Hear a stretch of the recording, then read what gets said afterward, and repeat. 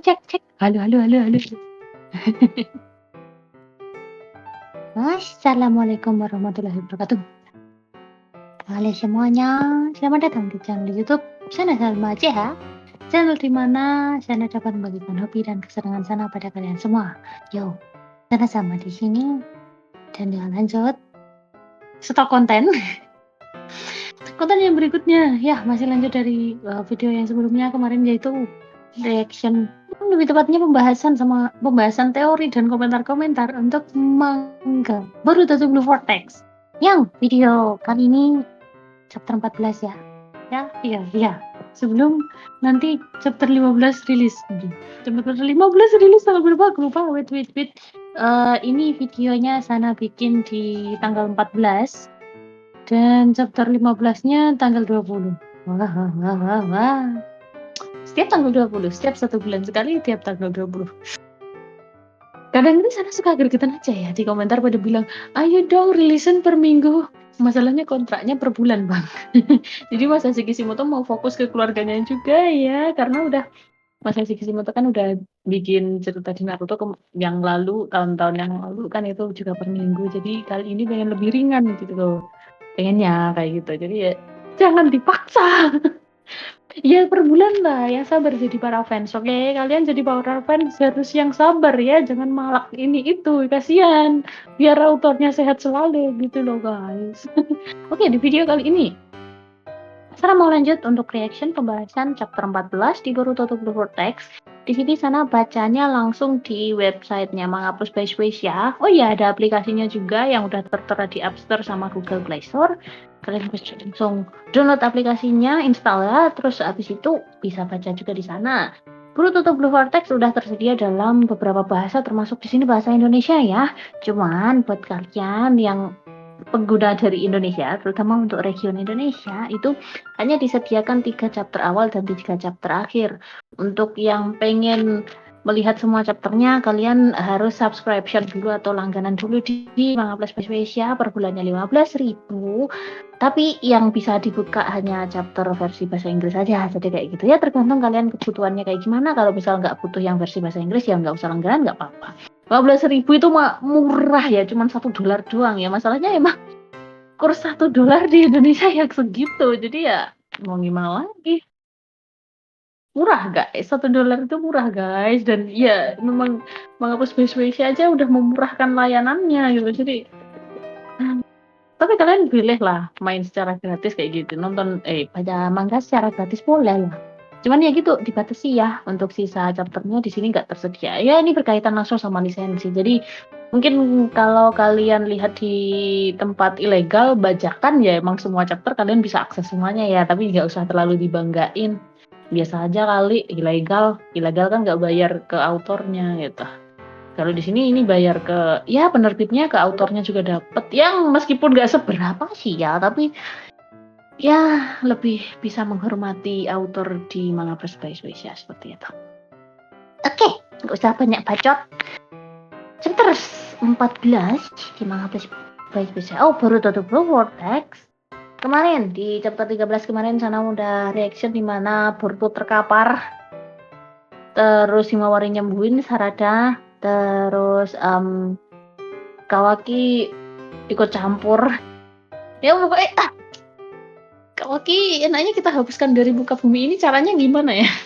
Aku udah gregetan banget sumpah sama Kawaki, kayak pengen tak pipis kayak gitu. Jadi ya terus terdapat benih baru yang ada di pohon bicu, udah dipanen juga sama siapa, koleganya Jura, pokok iya nggak tahu lah siapa.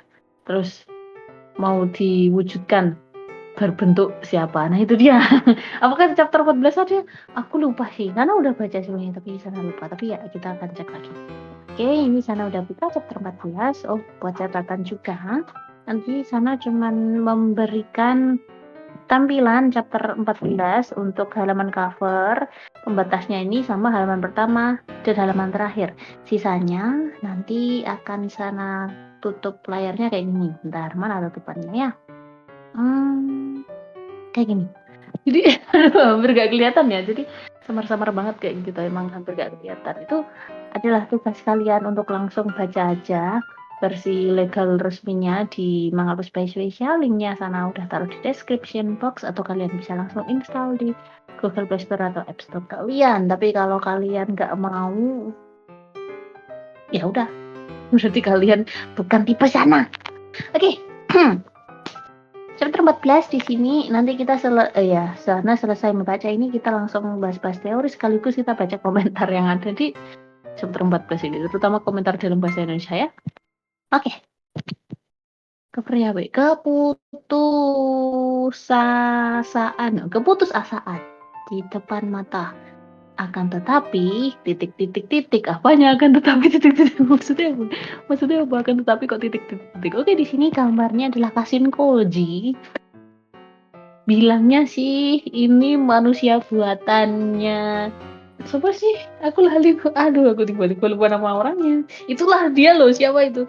Tapi walaupun ini misal manusia buatan, kenapa kok secara aku nggak tahu ya genetiknya atau gimana, tapi penampilannya loh jiraya banget. Nah, di sini sebenarnya apa semua manusia buatan di sini itu asal usulnya masih belum jelas sih menurutku. Pasti pun itu akan dijelaskan untuk plot twist di belakang nanti, jauh masih di belakang. Jadi itu baru tutup Vortex ini masih muda banget, chapternya masih 14 chapter, jadi ya jelas masih banyak plot hole ya guys ya. Ya meskipun sebenarnya kalau dibandingin sama Kaiju nomor 8 sih, meskipun chapternya udah 100-an, tapi plot hole-nya itu luar biasa banyak. Belum dijelaskan sama autornya. Tapi yang jelas untuk Boruto Blue Vortex, kita tunggu saja kabar dari Masashi Kishimoto ya, jelas ya, untuk memberikan banyak jawaban untuk banyak plot hole, terutama latar belakang kenapa banyak manusia buatan itu loh. Sepanjang sana baca kayaknya sana belum paham sebenarnya manusia buatan ini apa ya. Termasuk di sini ada anomali menurut sana ya, si Kasin Koji ini gitu loh. Jadi ya, kita ikuti aja cerita, oke? Nomor 14, judulnya Tugas. Tugas saya sopo? Judulnya kok tugas sih? Oke, kreator supervisor Masashi Kishimoto, artnya Mikio Gemoto. Yuk. Oh, Boruto The Blue Vortex itu judul Inggris dijepangin jadi katakana. Tuh, boru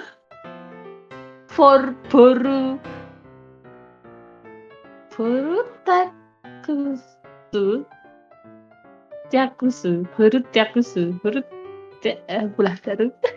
Ya ampun, berarti aslinya judulnya official bahasa Inggris ya, langsung bahasa Inggris ya. Sesuatu.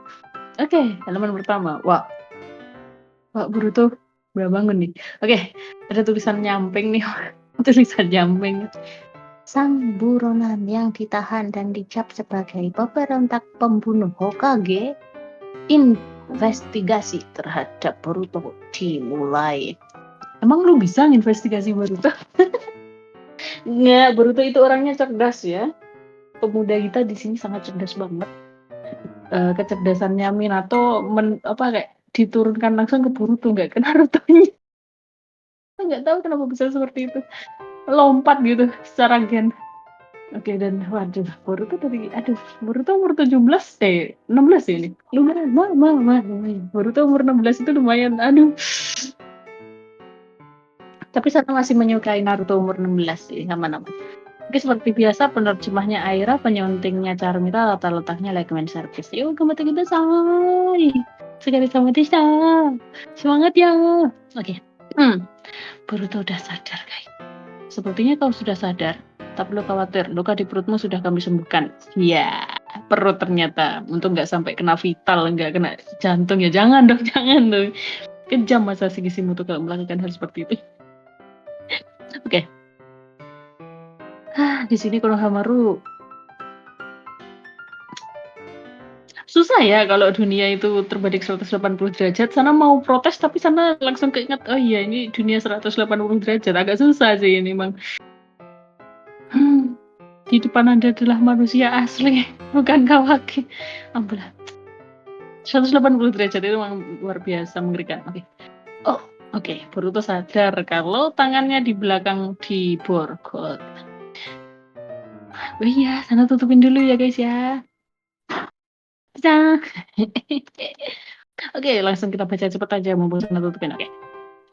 Konohamaru di sini jelasin. Itu bergol penyakit buatan Amado. Oh ya, Amado ya, yang suka membuat manusia buatan itu Amado. Nah, itu sebenarnya latar belakang dia selalu pengen membuat manusia buatan itu sebenarnya belum jelas loh penjelasannya. Itu benar itu masih banyak plot hole, plot twist yang diperlukan untuk di akhir cerita yang jelas kayak gitu. Oke, lanjut. Sekalipun kau berhasil membuat segel, kau tak akan bisa menggerakkan jurus. Kau juga tak akan bisa memakai perpindahan ruang dan waktu keahlianmu. Meskipun memakai sistem kontrol elektronik, bergol itu dirancang agar tahan terhadap benturan. Jadi jangan coba-coba menghancurkannya. Yang ada kau hanya melukai lenganmu. Wah, Boruto jawab. Apa yang lainnya baik-baik saja? Bagaimana dengan musuh? Ya, Boruto lebih mementingkan urusan orang lain ya, terutama untuk ya adiknya, Sarada, Sumire, dan yang lainnya kayak gitu. Terus Konohamaru jawab, mereka menghilang. Menghilang teh siapa? Oh, musuhnya ya, musuhnya. Untuk saat ini kami tidak menemukan reaksi cakra dari mereka di desa dan sekitarnya. Meski beberapa teman kami terbunuh dalam kejadian kali ini, Sarada dan Himawari yang jadi incaran mereka dan trio Inoshikacho baik-baik saja. Alhamdulillah. Gitu. Oh, di sini Inojin disembuhin sama Sakura, tapi ternyata Sakura apa nih responnya? Hebat, lukanya tertutup sempurna seolah tubuhnya tidak pernah tertusuk sama sekali. Wah, wih, gila nih sorry. Aduh, Himawari ya, ini mengenai Himawari juga plotnya masih disembunyikan sama Masashi Kishimoto. Semoga ada perkembangan cerita mengenai kenapa bisa Kurama sangat apa ya istilahnya tidak apa tubuhnya Himawari itu nggak ada penolakan gitu kayak gitu. Gila sih, yabai sih. Oke, lanjut. Kalau begitu apa dia sudah tidak apa-apa? Soalnya dia sama sekali tidak bereaksi. Apa kesadarannya bisa kembali? Untuk Sakura menjelaskan. Sepertinya aliran cakranya sempat terputus, tapi tidak apa-apa. Kalau aliran cakranya kembali normal, perlahan-lahan dia akan siuman. Membawanya ke rumah sakit adalah keputusan yang tepat. Terus Himawari di samping, sekolah. Aduh, kasihan Ino khawatir banget sama anaknya. Ekspresinya kayak gitu, ya Allah. Coba Inogen lu, rambutmu kayak gini nggak cocok banget. Oke, lanjut. Pendapatnya sana tadi. Oke, lanjut ya di sini Boruto. Oh enggak, Konohamaru di sini yang ngomong. Nah, Boruto akhirnya kita bisa ngobrol dengan santai. Ada begitu banyak hal yang mau kami tanyakan. Pertama-tama soal mereka yang menyerang Konoha. Siapa sebenarnya mereka? Oh, ternyata apa yang diucapkan oleh Konohamaru di sini sepertinya juga tersambung ke para tetua negara api dan juga ke Amado sendiri. Gitu. Ngapain lo Amado ikut-ikutan dengan sama si Shikamaru juga. Dengar. Kenapa mereka mengincar Sarada dan Himawari? Wah, ya. Oke, kita kembali ke tempatnya Aida. Di sini ada Kawaki. Aida wasik, gitu cuman duduk-duduk santai sama adiknya ya, sialah. Interogasi Boruto sudah dimulai. Terus adiknya, bukankah ini gawat Kawaki? Apa yang akan kau lakukan? Si Boruto bisa menceritakan semuanya pada mereka loh, gitu. Meski aku rasa tidak akan orang yang bisa percaya kalau posisi kalian tertukar. Apa reaksi mereka begitu tahu kalau bagian Boruto membunuh Hokage hanyalah kebohongan yang kau buat? Terus Aida berlanjut tanya, aku sudah bilang jangan membicarakan soal itu kan, Demon? Jangan jahili Kawaki. Wah, Demon ya. Jadi adik cowok kok lucu kayak gini. Oke, Kawaki lanjutin. Tidak akan ada yang merubah apapun yang dia katakan. Tidak mengubah kenyataan bahwa dialah penyebab dari menghilangnya Hokage ke-7. Otsutsuki berbahaya yang bisa lepas kendali kapan saja, itulah dia. Cepat atau lambat tidak ada pilihan lain selain membunuhnya. Tapi sebelum itu terjadi, kita perlu menggali informasi yang dia punya untuk mengatasi para monster misterius itu. Aduh, Mitsuki masih galau ya. Dia ekspresinya kayak gelap banget sekarang ya. Ya emang, mataharinya udah gak ada. Mataharinya siapa ya? Boruto lah mataharinya Mitsuki. Punya, apa istilahnya kayak punya pandangan hidup lagi itu gara-gara Boruto ya gitu. Oke, kembali ke tempatnya interogasinya Boruto. Oh, pohon dewa yang punya ego manusia pohon dewa. Oh, ternyata di sini Boruto jelasin ya, benar-benar jelasin secara gamblang, guys. Ya, mereka adalah refleksi dari cakra orang-orang yang dilahap Jubi dan menjadi pohon. Hidari yang kita lawan tadi menjadikan Paman Sasuke sebagai modelnya. Aku juga sudah mengkonfirmasi ada musuh bernama Matsuri yang menjadikan Guru Mogi sebagai modelnya. Matsuri? Hati-hatilah Guru Konohamaru, target yang ingin dilahap Matsuri adalah kau. Apa? Duh, kau Boruto tahu? Kau Boruto tahu? Gimana ceritanya kau Boruto tahu? Pasti yang ngasih tahu Kashinkoji atau mungkin ya. Kayak Mitsuri pun nggak pernah ngomong ke Boruto, tapi bagaimana Boruto tahu? Oke lanjut. Amado di sini ngomong apa nih? Tujuan awal dari Jubi yaitu melahap Otsuki menjadi pohon dewa lalu menancapkan akarnya ke daratan. Itu mereka lakukan untuk menyerap nyawa planet dan menghasilkan buah cakra. Mereka mengetahui hal itu secara naluri. Tapi sekarang mereka sudah mendapatkan akal. Kita tak bisa menganggap mereka sekedar binatang buas yang hanya bergerak mengikuti naluri ya. Menyebut naluri aja susah banget sana. Oke. Biasanya rasa ingin tahu yang tinggi menuntut perubahan emosi dan pengetahuan baru berdasarkan pengalaman. Dengan kata lain, informasi. Kemungkinan yang mereka inginkan informasi. Informasi tentang dunia ini jelas. Oke, lanjut. Kawaki ya, Bari. Kawaki Konohamaru. Maksudmu mereka mencoba mendapatkan informasi dengan melahap Sarada Himawari dan juga gitu. Terus Boruto jawab, kemungkinan seperti itu. Surya ketua yang menyatukan mereka, mengarahkan mereka untuk melakukan itu. Dia itu istimewa, eksistensinya tidak berdasarkan model.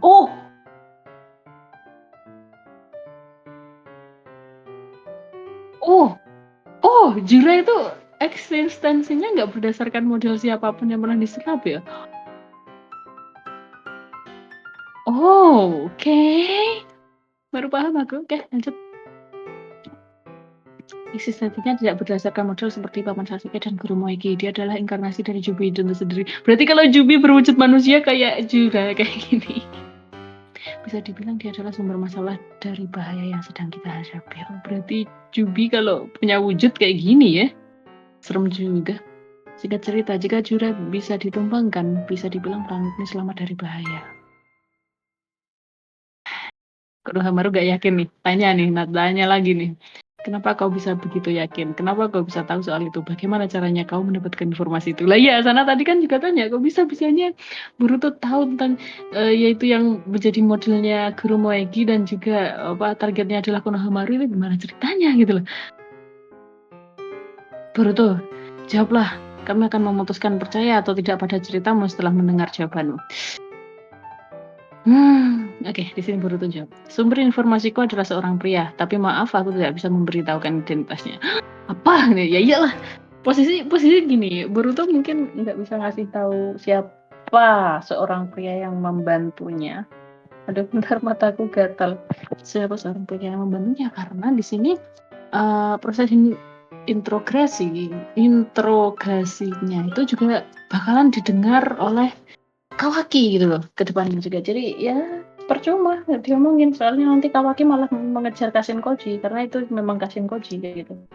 Aduh, kenapa mataku gatal ya? Oke, dia tidak ingin identitasnya diketahui demi keamanannya sendiri. Oke.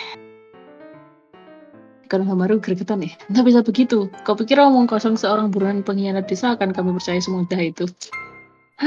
Aku mau marah sama Konohamaru tapi ini dunia 180 derajat. Terus Boruto melanjutkan. Sama saja kan, kalian mengincar nyawaku. Kalian hanya membiarkanku hidup karena aku punya informasi. Bukankah begitu? Wah, cerdas nih orang, berani loh nantang orang sedesa loh ya. Wah, gila Boruto. Jangan kau pemberontak. Wow, ternyata tetua ngomong sesuatu. Ya Allah, ini 43 halaman. Wah, Masashi Kishimoto niat loh. yang chapter 13 kemarin berapa halaman sih? Kok aku nggak baca berapa halaman ini buat kasih halaman cuy. Berarti chapter 15 dapat berapa? Gila. Lanjut. Tetua di sini ngomong, apapun yang diincar para monster itu, langkah yang akan diambil Konoha tidak akan berubah. Kami akan menyingkirkan elemen musuh dengan sekuat tenaga, hanya itu. Yalah. Tentu saja kau termasuk salah satunya Boruto si pemberontak. Tidak peduli apa yang kau katakan atau tidak kau katakan, yang namanya pun yang manapun itu, jangan harap kau bisa keluar dari ruangan itu dalam keadaan itu. Si Kamaru agak bingung nih sama keputusannya. Boruto, untuk itu aku bertanya padamu, bicaralah dari lubuk hatimu. Tergantung jawaban yang kau berikan, kami bisa saja membunuhmu tanpa penderitaan. Sebelah Boruto, kenapa kau membunuh Hokage ke-7, Naruto Uzumaki? Enggak, tak bunuh, Bang. Anjir. Pertanyaan kayak apa yang bicara? Enggak ada pembunuhan kayak gini. Ini cuma gara-gara pernyataan satu orang doang, Kawaki, yang dipercayai sama orang seluruh desa di Lem. Di sini Shikamaru mengingat-ingat kembali ya percakapan Shikamaru sama Boruto yang di sini. Aku mengerti perasaanmu, tapi Boruto, kalau kau tidak bermaksud membunuh Kawaki, soal Naruto aku ingin memintamu tetap menjadi kambing hitam. Selama pengaruh titik. Wah, dia udah lupa. Shikamaru udah lupa.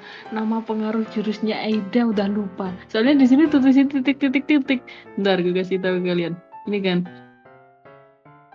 sebenarnya Naruto udah nyebutin apa nama jurusnya Aida, tapi akhirnya di chapter ini Shikamaru mencoba mengingat kembali percakapan mereka berdua, tapi udah lupa nama jurusnya apa.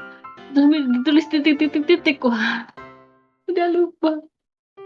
Wah, gila, efek jurusnya Aida mengerikan, coy. Waduh, susah ini. Selama pengaruh titik berpusat pada Kawaki, aku tidak ingin membuatnya merasa dicurigai. Dengan kata lain, untuk sekarang ini kita tidak bisa membiarkan apa yang telah dia lakukan terungkap. Kalau tetap akan kami perlakukan seperti buronan, apa kau tidak masalah dengan itu? Tidak masalah, jawab aku memang bermaksud seperti itu. Wah, Shikamaru bingung. Apa pengaruh yang berpusat pada Kawaki? Pengaruh apa lo? Ya kan udah lupa, Shikamaru udah lupa. Atas dasar apa aku mempercayai Boruto? Tidak bisa. Aku tidak mengerti, tapi dia adalah Boruto Uzumaki entah bagaimana. Meski tanpa alasan yang jelas, aku ingat bahwa aku telah memutuskan untuk mempercayai hal itu. Ya kan? Kan? Aduh, beneran. Jurusnya mulai berefek lagi, jadi Shikamaru sampai lupa apa yang dijelaskan Boruto maksudnya kayak gimana ini. Tapi mungkin dari secara dalam hati ya, kayak dia ingin mempercayai isi hatinya gitu, bahwa iya ini adalah Boruto Uzumaki yang kita kenal semua ini gitu. Tapi gimana caranya gitu, kenapa kok rasanya kayak dalam pikirannya dia kayak bertentangan kayak gitu kan. Dia mempercayai asumsi itu. Apa aku tahu kalau semuanya masuk akal. Boruto Uzumaki, aku tidak bisa membiarkannya mati di tempat seperti ini. Wah, Shikamaru semangat. Aduh, tanpa Naruto emang membuat keputusan itu sangat sulit kan. Wakil Hokage, Boruto jawab, aku tidak membunuhnya. Ketujuh dan istrinya masih hidup. Mereka baik-baik saja dan berada di tempat yang aman. Apa? Mereka kaget. Terus tetua tanya, kupikir kau akan bicara apa? Dia baik-baik saja di tempat yang aman. Katakan di mana itu? Kenapa dia harus bersembunyi? Terus Boruto jawab, aku tidak berniat mengatakannya. Soalnya siapa yang menyembunyikan Kawaki? Tapi aku pengen memastikan sih, sebenarnya Kawaki masih benar-benar menyembunyikan Naruto sama Hinata kan? Iya kan? Jangan bilang kalau ternyata tiba-tiba udah dikasih makan buat Jubi dong. Marah aku sama Masashi Kishimoto asli kalau terjadi hal seperti itu. Di saat seperti ini pun kau masih membual ya? Aku tidak tahu harus bilang apa lagi. Nggak membual, gue beneran anjir. Gregetan aku sumpah sial. Terus Boruto jawab, aku hanya bilang kalau aku tidak berniat membicarakannya dengan kalian. Sama sekali tidak ada kebohongan dalam apa yang kita katakan. Bener emang. Kalau kau ingin begitu mati yang menderita ya. Wah, tekadmu boleh juga. Memang harus seperti itu. Wah, anjir. Akhirnya kita bisa mulai interogasi yang sebenarnya, ya kan, Boruto? Maksudnya interogasi yang sebenarnya kayak apa sih? Kesel gak? Tiba-tiba Ino di-calling sama Shikamaru. Ino, ini aku. Bagaimana kondisi Inojin? Iya, dia baik-baik saja. Masih tidur sih, tapi sudah stabil begitu ya, syukurlah. Sudah langsung ke topik utamanya aja, ini tentang Boruto kan? Gitu. Ino langsung ngerti. Terus Shikamaru jawab, iya, situasinya gawat seperti biasa. Aku ingin bicara dengannya secara rahasia. Tolong sambungkan komunikasi ini pada dia sekarang juga. Ino jadi makin gak percaya sama Shikamaru. Susah nih. Apa itu perintah sebagai Hokage? Ino, gitu. Aku sudah bilang kan, penggunaan Shinshin secara personal itu melanggar peraturan. Aku juga punya kewajiban untuk melaporkan isi dari setiap komunikasi yang terjadi. Bahkan dengan kita berbicara seperti ini pun kita sudah melanggar 5 peraturan. No. Aduh, kenapa jadi peraturan yang makin susah kayak gini ya? Kenapa harus ada peraturan macam ini? Terus Kamaru jawab, aku sudah bilang kan, ini misi super rahasia, hanya kau yang bisa masuknya. Misi super rahasia. Jaminanmu apa sih Kamaru? Di sini Ino juga merasa terancam karena anaknya kan baru selamat dari percobaan pembunuhan gitu loh. Wah, susah. Lanjut. Terus Ino langsung, aku ini khawatir padamu, kenapa kau sampai segitunya membantu dia? Kau sama sekali nggak paham lah. Nah, si Kamaru lanjut nih. Ino, aku paham bahwa ini sulit dipercaya, tapi aku mohon percaya padaku. Aku butuh bantuanmu. Ini bukan seperti perintah Hokage, melainkan permohonan sebagai seorang teman. Wah, tahu ya. Minta tolong sebagai teman, minta bantuan sebagai teman, guys. This is bukan sebagai jabatan secara profesional, sebagai teman, guys. Dalam dunia kerja. Udah gak usah dibahas. Ino, terus melanjutkan. Maaf, ternyata nggak bisa. Ino, ya akhirnya tetap nggak bisa. Ino nggak mau bantu. Dia soalnya mandang anaknya lagi kan. Takut anaknya kenapa-napa juga nanti kalau berurusan sama Boruto. Wah, ini mau diapain ini Boruto? Diinterogasi model apa nih? Kalau benar Hokage ketujuh baik-baik saja, cepat katakan di mana dia. Kalau kau tidak bisa mengatakannya, tentu saja alasanmu tak dapat diterima. Kau hanya akan mati dengan dicap sebagai pemberontak pembunuh Hokage. Boruto cuma diam doang, tapi tiba-tiba langsung kasihan, tiba-tiba kepalanya Boruto langsung dihantamin ke meja dong, dan itu meja keras kayaknya tuh. Yakin aku itu mejanya keras gitu. Tapi iya, kasihan Boruto. Kejam sih masa si Kishimoto melakukan ini ke Boruto. Oke, lanjut. Dengar ya Boruto, selama 3 tahun ini aku sudah gatal ingin menghajarmu yang sudah membunuh Naruto. Boruto di sini wajahnya sumpah berani ya dia, beneran. Tegang sekali. Aku jadi iri anjir. Boruto ngomong apaan nih? Tegang sekali. Aku jadi iri ya. Aduh, langsung dipukul Boruto muka ya. Aduh. Langsung dipukul perutnya. Aduh. Ekspresi yang bagus tapi kira-kira sampai kapan gue bisa bertahan? Si Kamaru nggak tega langsung ngomong, Ibiki cukup percuma, dia bukan orang yang akan membuka mulutnya hanya karena rasa sakit lah. Kita pakai racun, panggil Mitsuki gitu. Wah, langsung kayak wah, cara yang macam apa ini si Kamaru?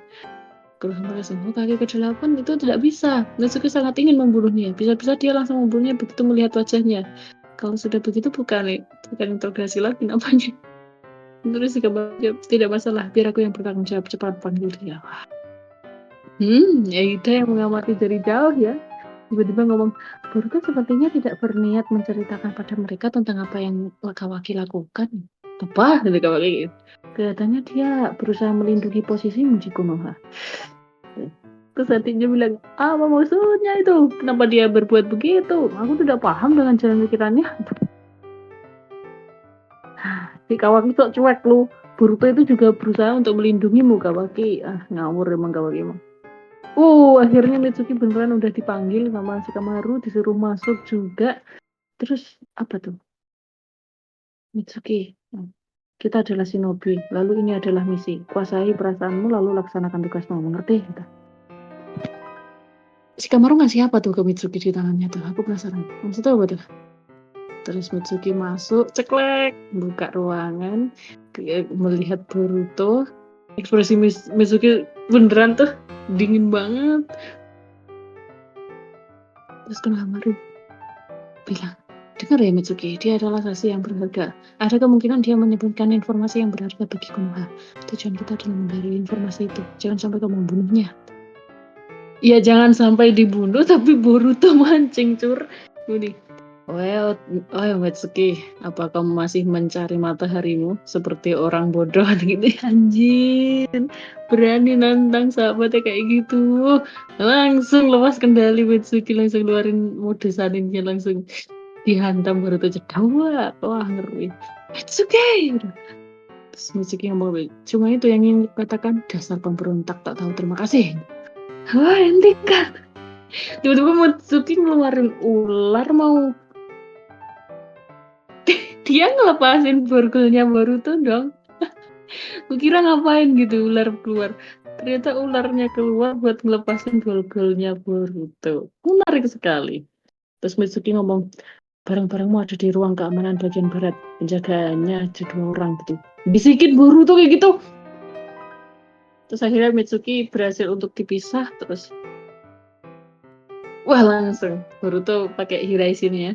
Biar gue katakan pada kalian, aku tidak menganggap kalian sebagai musuh. Aku akan berikan informasi sesuai dengan kebutuhan menurut penilaianku. Bagaimana kalian memanfaatkan informasi itu, semuanya terserah kalian. Terus langsung hilang. Hiraishin-nya baca ini. Yang benar saja, penyegelnya bisa lepas. Gitu ya. Bukannya benda itu seharusnya terlihat pincuran kuat sekalipun amat sialan ternyata itu cuma omong kosong. Enggak sih, bukan enggak gitu.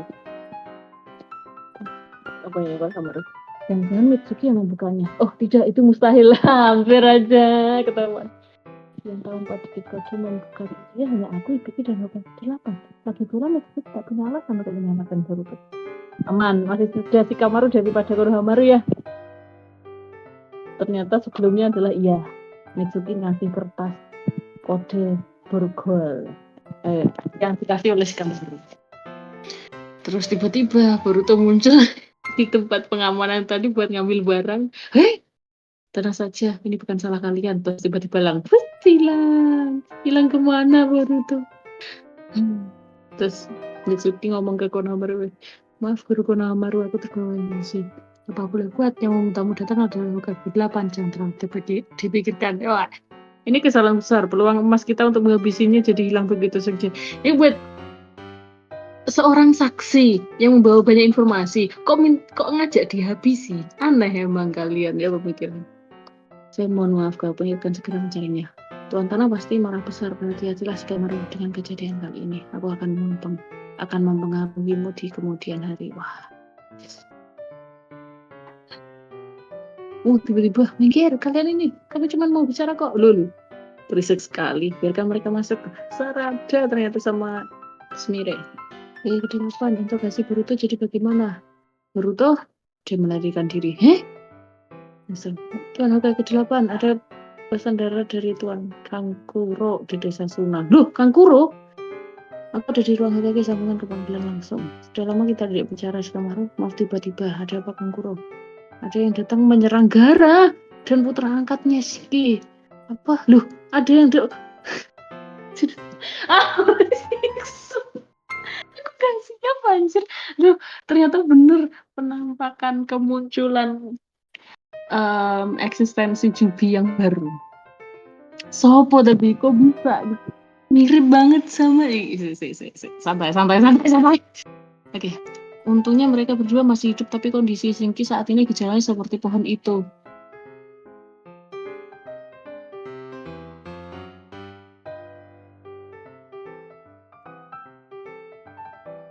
Kayaknya nggak apa-apa ya, ini panelnya saya kasih ke kalian. Oh nggak boleh, belum di akhir. Wait bentar. Gaara sama Shinki diserang oleh nggak tahu. Terus ternyata Shinki kondisinya jadi pohon. Lengkapnya aku jelaskan nanti. Maaf kalau berbeda tapi kami membutuhkan bantuan kalian.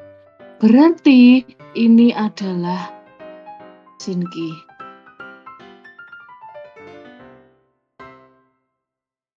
Kira Naruto anjir, ternyata Shinki dikasih nama Ryu.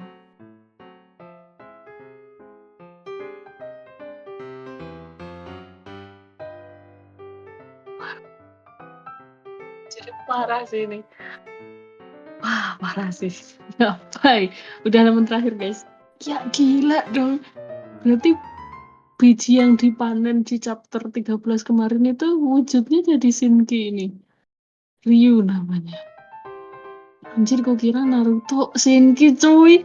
Akhirnya kau bangun juga. Bagaimana kondisimu? Ryu namanya Ryu. Kekuatan tempur para manusia pohon dewa bertambah. Apa yang sebenarnya terjadi di desa Sunagakure? Ya jelas penyerangan. Tapi yang nyerang siapa? kode kah? Atau mungkin salah satu di antara mereka yang nyerang di timeline chapter sebelumnya. Pasti sih. Wah, parah. Oke, kita bahas ya chapter 15 kayaknya gimana. Yang jelas chapter 15 pasti fokusnya ke sini sih, tentang apa kondisinya Gaara sama Shinki. Terus Shinki yang berubah jadi pohon, terus ternyata eksistensinya menjadi ini. Dan sepertinya Sunagakure belum mengetahui informasi terkait Sumeato, kemudian orang-orang yang menjadi pohon nanti akan jadi eksistensi Jubi seperti ini. Termasuk aku nggak tahu di Sunagakure bakalan melihat Boruto itu sebagai musuh juga atau enggak. Soalnya meskipun di chapter-chapter kemarin itu aturan dari jurusnya Eida itu membuat dunia berpikir 180 derajat berbeda untuk posisinya Boruto sama Kawaki, tapi kan kita belum dikasih tahu untuk keadaan yang ada di desa lain atau negara lain, kayak ya contohnya di Sunagakure ini. Dan iya, untuk chapter 15 kemungkinan sih fokusnya ke Sunagakure. Di sini karena Sunagakure benar-benar butuh bantuannya Konoha. Kayaknya emang apa ya, desa terkuat emang cuman Konohagakure doang. Desa yang lainnya bingung kalau ada masalah apa-apa pasti tanya dulu ke Konoha. Karena Konoha lebih tahu duluan. Cia. Tapi emang kayak gitu kan terusnya. Nggak tahu sih kenapa kok dibuat kayak gitu terusnya ya. Memang kayak gitu sih emang. Dan iya. Apakah Boruto juga ikut ke sana? Kurang tahu juga sih aku. Mungkin aja, soalnya ngincar itu kan biji itu tadi buat nyelamatin siapa saja yang udah terjebak jadi pohon kayak gitu. Tapi tinggal ini para Jubi ini kembali lagi ke Sunagakure untuk menyerang Sunagakure lagi apa enggak? Tinggal itu doang. Tapi kalau Shinki ternyata udah jadi apa eksistensinya terus menjadi Jubi kayak gini, targetnya pasti Gaara sih. Kalau sana sih berarti Gaara menjadi target mereka makan sih ini. Buat nyari informasi emang langsung orang tertinggi ya, petinggi langsung, petinggi desa.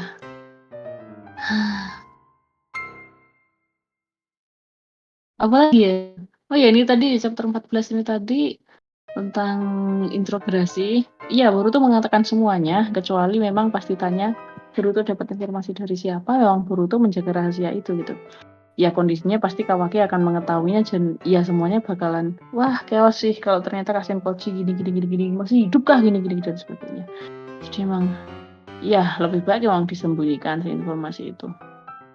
Berarti semua hal informasi yang Boruto ketahui memang dari Kasen Koji, gara-gara Kasen Koji punya kemampuan itu bisa lihat masa depan. Jadi informasi dan peluang masa depan apa saja yang dia dapatin dia tahu. Terus ini tadi sih Mitsuki. Entah kenapa gitu Mitsuki juga secara sukarela untuk mengikuti perintahnya Hokage gitu untuk melepaskan Boruto. Dan dia pun juga nggak ingin untuk segera mengejar Borutonya gitu. Apakah Mitsuki juga tiba-tiba dalam hatinya memiliki rasa kalau ternyata Boruto yang selama ini dia anggap musuh ternyata adalah Boruto yang dulu gitu loh. Boruto yang sebenarnya gitu. Soalnya Shikamaru sendiri juga gitu, meskipun Shikamaru sendiri mencoba untuk mengingat apa yang dikatakan oleh Boruto sebelumnya di chapter aku lupa chapter berapa itu, Shikamaru udah mulai bingung jurus apa, pengaruh apa ide terhadap Kawaki kayak gitu dan apa tujuannya dan sebagainya. Tapi secara hati Shikamaru memang mempercayai bahwa Boruto ini adalah memang Boruto Uzumaki.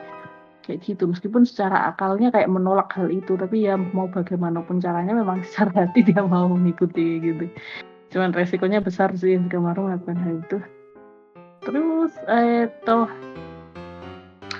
Terus Boruto ini berarti sembunyi kemana? Jelas mungkin balik lagi ke Kasen Koji, tapi nggak langsung balik lagi ke Kasen Koji harusnya jaraknya jauh.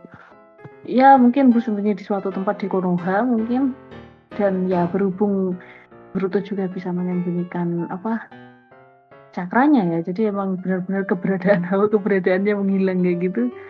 Ya entahlah, mungkin pergi ke suatu tempat atau mungkin pergi menemui Himawari, nggak ada yang tahu karena memang Himawari pun juga masih bingung gitu loh, dia kakaknya atau bukan. Tapi kenapa loh Himawari bisa terpengaruh ya, aneh sih, kok bisa-bisanya Himawari terpengaruh gitu loh. Di saat Sarada sama Sumire aja nggak kepengaruh sama jurusnya Aida, tapi kok Himawari kepengaruh sih? Ada yang tahu alasannya guys? Tapi itu tadi untuk Kurama atau untuk makhluk mitologi yang lain itu nganggep Boruto itu benar-benar Boruto anaknya Naruto atau bukan juga, itu yang belum jelas.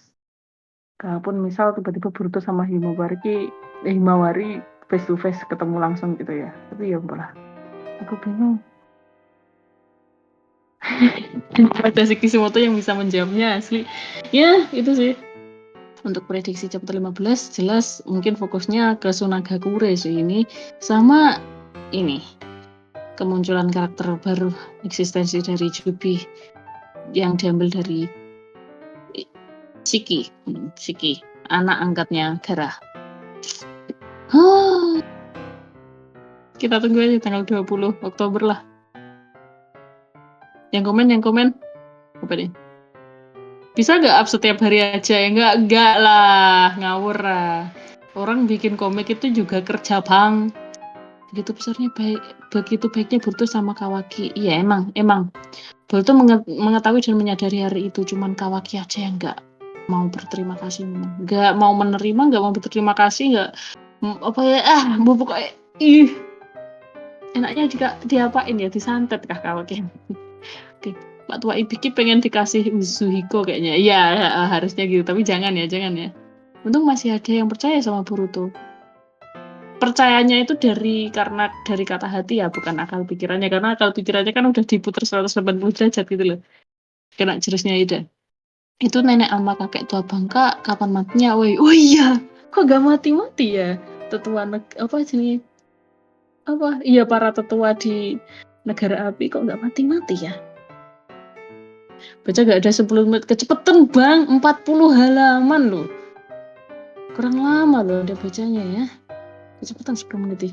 Ayolah, slide-nya banyakin nggak bisa bang. 40 udah banyak banget itu per bulan. Jarang-jarang bisa ada karya manga per bulannya bisa 40 halaman. Benar, jarang banget. Itu udah rekor loh ini. Rekor halaman terbanyak. Nyara Boruto-kun. Sayang banget nunggu 1 bulan lagi. Ya nggak apa-apa, tunggu aja ya, sabar ya. Ya namanya orang bikin cerita guys. Ini pekerjaan soalnya. Bukan hanya hobi ataupun cuman sekedar nulis ya. Pertimbangan banyak banget soalnya. Gila, cuma nunggu 1 bulan. Sabar ya, Kawaki adalah sampah yang harus dibasmi. Ya kita sendiri soalnya bingung gitu, gimana cara bikin Kawaki agar beneran tobat gitu loh maksud gue. No. Apa yang membuat Kawaki seperti itu kita harus gali lagi guys. Aku sepertinya bingung lagi sih Kawaki kenapa seperti itu gitu loh. Kesel banget sama Kawaki, please. Berarti yang jadi pohon Shinki doang, enggak. Kalau menurut sana sih iya, yang jadi pohon berarti Shinki. Soalnya tadi yang dari penjelasan Kankuro mengatakan ya itu Shinkinya yang kondisinya seperti pohon. Garanya enggak. Biru Sarap rapper. Ya ini bocil sih ini. Melihat anak kita ya anak anjir. Apalah bacanya gak kerasa. Yo nggak baca beneran berarti Anda gendeng 40 halaman kok dibilang bacanya nggak kerasa. Anjir lah, nggak berasa dah lah. Ya ada Sakura, ya. Lagi seru-serunya nunggu 20 Oktober, sabar ya. Dua tua bangka tuh dari zaman Tobirama masih hidup. Oh iya. Umurnya udah 100 tahun lebih dong. Masih hidup aja sih, heran aku. Akhirnya bisa melihat bulan matahari bersama lagi. Iya sih, malah walaupun sebentar. Emang bulannya Mitsuki, mataharinya Boruto. Meskipun ya kayaknya Mitsuki belum secara hati ingin mengikuti Boruto. Kalau memang dia mampu untuk mengikuti secara hati ya kayak Sasuke kayak gitu. Boruto punya tim yang keren lah. Iyalah nunggu 1 bulan, sabar ya. Awas lu ya Kawaki, ketemu di gang gue bully sih. Emang lu bisa? Lu mau ngebully Kawaki, tiba-tiba Kawaki ngeluarin lengan yang besar itu terus menghantammu, mati lu. Mending lu aja yang anak buah. Ternyata Gaara masih hidup. Gaara yang masih hidup, Shinki-nya yang berubah jadi pohon. Minimal 2 kali sebulan, gak usah bikin masa Kishimoto sebuah petisi bang. Lu maksa orang kerja jadinya. Di sini Masashi Kishimoto kerjanya sesuai dengan jadwal yang dikontraknya sebulan sekali. Ini ada yang bilang, kenapa sih pada bilang lama banget? Iyalah, emang kata kalian buat komik itu gampang. Kenapa manga anime lain bisa 1 minggu? Karena mereka 1 chapternya halamannya dikit, sama gambarnya gampang paham. Gampang paham. Nggak gitu juga, gambar juga susah bang. Jadi kayak gini. Iya, kenapa kok banyak manga yang rilisnya bisa seminggu sekali ya mereka? Kalau kalian sering ngikutin manga yang rilisannya seminggu sekali, kalian sering lihat nggak ada beberapa gambar yang kadang mereka itu nggak konsisten, alias lining art-nya belum jadi kayak gitu. Ya itu karena terkejar deadline. Terus kemudian kenapa kadang chapter sebelumnya seperti ini, chapter keduanya kok kayak diulangi lagi? Ya, untuk memaksimalkan ceritanya kayak gitu. Dan loh kenapa kok mulek banget, terus kemudian baru kok bulat banget ceritanya baru diselesaikan di berapa chapter kemudian? Iya, karena itu resiko perilisan seminggu sekali. Karena ya lebih intens ya perilisan seminggu sekali itu. Soalnya misal nih rilisnya hari Minggu. Kita rilisnya hari Minggu. Hari Seninnya hari Minggunya itu setelah misal chapter pertama rilis. Setelah chapter pertama rilis itu hari Minggunya itu chapter 2-nya harus udah dikerjain apa ya istilahnya, bukan storyboard sih. Ya kayak storyboard tapi udah hampir fix kayak gitu. Terus nanti Senin Selasanya itu pemaksimalan storyboardnya dan storynya juga. Terus nanti Rabu Kamisnya itu langsung lining art. Jumat Sabtunya itu kasih ke editor, jelas editor buat finishing lah kayak gitu. Nanti ada yang kurang, terus sekaligus juga ke publisher buat tanya ini apa perlu diedit apa gimana gitu, nanti balik lagi revisi dan sebagainya kayak gitu. Terus meeting lagi Sabtu, meeting terakhir, baru Minggu lakukan penguploadan ke publisher kayak gitu. Jadi memang terlalu intens ya kalau seminggu, dan itu dilakukan terus. Sehari kerja 12 jam lebih. Rata-rata mangaka kalau seminggu sekali upload itu seharinya, setiap hari, Senin sampai Sabtunya itu. Bahkan kalau misal Minggu uploadnya ya tiap hari benar Senin sampai Minggu. Jadi mereka hanya ngambil cuti mungkin di hari yang lain gitu. Misal hari Rabu baru cuti kayak gitu. Itu benar 12 jam lebih. Bahkan bisa sampai 16 jam. Jadi kayak ya emang kayak orang gila sih kalau kerja gitu. Terus tanpa ada support dari editor dan tim secara langsung, emang wah. Makan tidur ya ada di dalam kantor memang. Makanya kalau kalian beli bind up editionnya Naruto ya, Naruto bind up edition, kalian coba beli di buku yang volume 1 di halaman halaman selah per chapter gitu, kalian akan dikasih tahu bagaimana kondisi ruang kerjanya Masashi Kishimoto ketika ngerilis Naruto tiap minggunya. Ya, Masashi Kishimoto nggak pernah pulang guys. Makan, tidur, mandi, berak, kerja di dalam satu ruangan aja. Bukan satu ruangan nih, yuk apartemen tapi nggak satu apartemen yang besar gitu, ruangannya cuman berapa kali berapa nih. Kalau dihitung tatami mungkin berapa tatami gitu doang loh. Terus dikelompokin, ada satu ruangan untuk Masashi Kishimoto-nya sendiri, satu ruangan untuk para editornya ada 3, terus satu ruangan untuk tempat tidurnya itu tempat tidurnya Masashi Kishimoto ya, jadi editornya tidurnya nggak di ruangan itu. Terus sebelahnya tempat tidur, di situ ada ruangan khusus untuk fan letter ya, surat-surat dari fans kayak gitu, kemudian ya surat kabar, surat dari kantor kayak gitu. Terus habis itu sebelahnya lagi ada toiletnya kecil banget gitu. Terus sebelahnya baru dapur sama sampah-sampah kayak gitu. Jadi memang wah, kalau kalian coba beli manga Naruto versi bind up edition, udah rilis di Indonesia juga di Gramedia, cobalah beli. Tapi kalau nggak mampu ya ya udahlah, sana nggak maksa. Tapi kalau kalian mampu, harganya memang 90.000, tapi di situ kalian akan dapat informasi banyak sih terkait di balik layar menjadi seorang mangaka. Jadi memang kayak gitu. Kalau kerja seminggu sekali kayak gitu repotnya. Tapi kalau kerja sebulan sekali, misal bukan kerja ya, tapi kalau rilis manganya itu sebulan sekali, itu lebih ringan lagi. Jadi ya misal nih rilisnya kayak Bu Exorcist, ya Boruto kayak gini, kan ada tanggal rilisnya biasanya kayak gitu dan selalu konsisten biasanya gitu. Boruto setiap tanggal 20 rilis. Nah, gitu. Misal nih chapter pertama tanggal 20 rilis nih. Biasanya di tanggal 20 itu juga setelah rilis mereka akan menyiapkan draftnya dulu. Jadi kayak ya macam-macam lah, draft itu macam-macam ya, dari coret-coretan cerita, coret-coretan storyboard, gambar dan sebagainya gitu. Dan mungkin besoknya bisa libur dulu. Jadi kayak ada breaknya dulu gitu untuk beberapa hari. Nah, barulah mulai di hari berapa dalam 1 bulan itu untuk melanjutkan storyboard, rapat, melanjutkan ilustrasinya, rapat lagi. Jadi lebih renggang ya posisinya. Karena kenapa Masashi Kishimoto milih untuk rilis Boruto ini sebulan sekali? Karena memang iya, Masashi Kishimoto sebenarnya awalnya itu nggak pengen membuat manga Boruto ya. Lebih tepatnya Masashi Kishimoto pengen istirahat guys. 15 tahun karya manga Naruto dikerjakan dan dirilis seminggu sekali, itu membuat Masashi Kishimoto itu hanya cuti hiatus itu sekali gara-gara nikah. Udah pernikahan doang. Jadi cuti itu menikah, besoknya langsung kerja lagi. Karena kalau sekali cuti itu rugi guys dari pihak publishernya. Jadi emang ya sebenarnya nggak boleh cuti, tapi karena demi kepentingan pernikahan jadi harus cuti, dan itu minggu depannya baru harus rilis lagi. Gara-gara itu Masashi Kishimoto nggak bulan madu sama istrinya, jadi baru bisa bulan madu itu pas manga Naruto udah tamat. Jadi itu masih ada waktu sekitar berapa bulan gitu kan. Terus tiba-tiba kita dikabarin kalau akhirnya ada Boruto kayak gitu. Ada manga Boruto yang rilisnya per bulan. Kenapa milih rilis per bulan? Karena biar Masashi Kishimoto punya waktu untuk keluarganya. Jadi seperti itu gitu ya guys ya. Jadi mohon dimaklumi, namanya orang kerja pasti rasanya seperti itu. Kalian kalau belum kerja jelas belum pernah merasakannya. Ya seperti itu. Jadi ya, buat yang masih protes, kenapa Boruto nggak rilis sebulan sekali, nggak rilis seminggu sekali, yaitu tadi penjelasannya yang biar kalian paham aja sih.